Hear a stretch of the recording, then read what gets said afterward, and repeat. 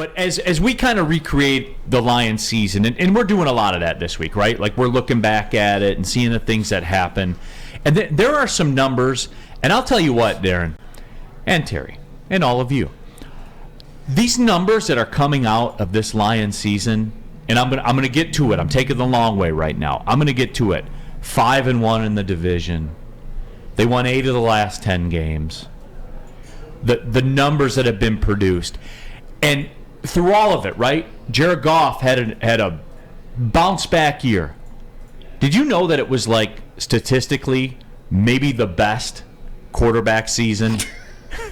And there he is right there. Oh no, that's easy. Who did this? Who did this? The Lions put out a graphic with some of the stuff that Jared Goff did this year in relation to Detroit Lions quarterbacks historically. Highest touchdown to interception ratio, lowest interception rate, and the highest single season passer rating. Tied in Lions history. Critical question to you guys as we recreate all these numbers. How the hell did they miss the playoffs? Like, for real. Lowest turnovers in the league. You do all this. If you have the fewest turnovers in the league and you go 5-1 in your division and your quarterback ties the QBR record for your franchise, you should be in the playoffs, right? We watched it. Well, tell him, Terry. Here's the most important thing you forgot. Winners play defense. Oh, yeah. And the Lions didn't play defense the first 6 or 7 games of the season. If you notice, this was critical. The offensive stats went down a little bit when they started to win. Why? Because the defense was functional. You know, all this offensive stuff, that's cute for you young kids, and God bless you, and you have a good time with all the offensive stats. But bottom line, if you're going to win, you have to have some semblance of a defense. And they had none. There were times the Lions were scoring and scoring and scoring. So was the opponent. They stayed one step ahead of them early in the season. Then the defense became decent and things settled down and they started to win. D-Mac, if I gave you those numbers, if I told you that Jared Goff would set the franchise record for QBR, you'd have the fewest turnovers in the league, you'd win 8 of the last 10 games. If I gave you all those numbers and said, all right, D-Mac, you're going to bet that the Lions you'd bet your life on it, would you not? Well, here's the thing. I wouldn't. The thing is, it doesn't work for me because I watched every minute of every single game, so I know exactly how we got here and how dismal it was, and it goes to show you. Do you remember we scored 40 points and lost to Seattle at home? You know how many times, like early in the year, this offense was clicking. The most poignant thing to that graphic, right, is we have Matt Stafford here that we were told, you know, was the greatest and all I this. was told. Right? No, exactly. When we watch, and that's the only reference we had. But when we look at it to the point, I immediately think the numbers, they don't lie. To answer your question, it shows you how bad the defense was before Aubrey Pleasant, before they just turned into a bend but don't break defense, right? That learned how to turn the ball over. And Jared Goff, his biggest, no matter what, take anything, is the fact that he held onto the ball and he kept the ball for the possessions, even no matter whether you liked it or not, that he couldn't run like somebody else, but he was very smart with it. The question raises to me is I look at Spencer, because for all the Goff haters, this stat for all the Goff haters, and the guys who had questions about Goff or whatever, what does this mean to them? What does it now mean? The factual numbers are right in your face.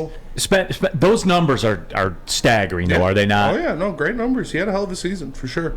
It was very impressive. Like I said, the most impressive thing was taking care of the ball. That's the biggest thing. So I expected him to be 30. I said 3,700, 27, and 12, I believe, when we did it before the season. But yeah, it was very impressive that he took care of the ball like that. His last stretch of games was very impressive, and hats off to him and the Lions offense for sure. What about this, Terry? WoodwardSports.com chat thread. Native Thunder says, in all caps, so you know he's serious. Oh, yeah, he's yelling at us. Yeah, says, lack of consistency by Mr. Goff. I will not have that here. I will not have that here. They had the fewest turnovers in the league. He had the best touchdown interception ratio in the history of the franchise. You have to be consistent to do that. You have to. Well, even when he was quote unquote bad, they were putting up 40 points a game. So I don't care. You can get and hold on, Terry. I'm gonna get your back here real quick. Stop typing, because I'm 2 steps ahead of you. I went through Mahomes' game logs too. There's always 2 clunkers on the road by every quarterback in the league. There just is. Continue. So even when he was quote unquote bad, he's still putting up almost 40 points a game. So I'll take that from any quarterback. You can run the wishbone and I'll take it. So I think, once again, once we put something in our head, we can't get it out. Jared Goff came in here as a clunker. He was the number 2 quarterback in the trade behind Matthew Stafford. Every mistake he made, people here in this city magnified it. Then when he became really good, they still refused to acknowledge it. And you still have people say, okay, let's get rid of this bum. The bum is no longer a bum because he became good. He became functional. Even Spencer wasn't spitting on his grave. Yeah. So that tells you something there. Well, here's the thing. Can we agree he's like the serviceman? Like he's so serviceable. He's that guy. He doesn't have the flash. He doesn't have the, what does everybody say? He can't make the deep throw. He can't do this. But what he does is he can run this offense. Right? He runs this offense. And T-Mac, I'm still stunned. And look, I give Spenny credit. Spenny's not one of these guys that'll ignore logic and die on the hill about stuff. Except Hunter Dickinson being a chump. Well, you won't get any pushback because factual. But anyway, we'll get to that later. The hate still. What can he do? What can the man do? He had a 10-game sample size, a pretty big sample size in which the Lions were 8-2, and he threw 17 touchdowns and 1 interception. That is beyond elite. What do you Can we agree want? this? Here's the question you have to answer. Right? Is this Jared Goff 2022 different than the Jared Goff that was traded for that lost the Super Bowl? Yes. Yes, from the standpoint, first of all, that coaching staff in LA lost confidence in him. So if your coaching staff loses confidence in you, you're never going to get it back. He came into a situation where people were embracing, wanted to give him a chance. They gave him the chance, and he proved himself. So yes, he's a better quarterback. At least mentally, he is. 100%. Like, that's the whole thing. We've watched before our eyes, whether you like it or not, this guy grow with this team, with this offense and everything, and he's gotten better. Aren't professionals supposed to get better? They're not just supposed to stay the same. And for the lack of anything else, he was the first overall pick.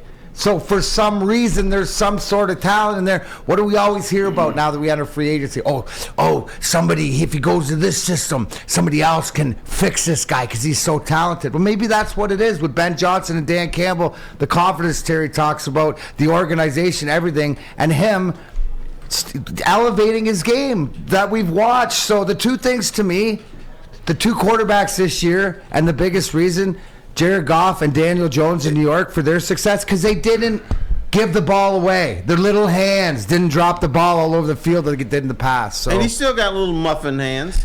But absolutely. They haven't affected him the last 10 games. And let me address something to Neil, because Neil is a young kid, cute kid and everything. I need to educate him now and then. This city that you live in, Detroit, has always hated the starting quarterback of the Detroit Lions. I don't care who you are. They always want the backup, and they're always looking for this person's replacement. There's nothing that you can pick apart. And I see people on here, too, with the Tony Chase. Goff leaves so many touchdowns on the field. Cut it out, guys. Look at the real problems. Every quarterback has left touchdowns on the field this year. That's right. Every one of them. No. They've left touchdowns on the field every year. That's the NFL. It is. You're not supposed to score every time you get the ball. And look, people are saying, Steve O'Baby says, I'll tell you what he can do, Neil, make the playoffs and win. I agree. But also, and I agree with that. Like, that's like the next step or whatever.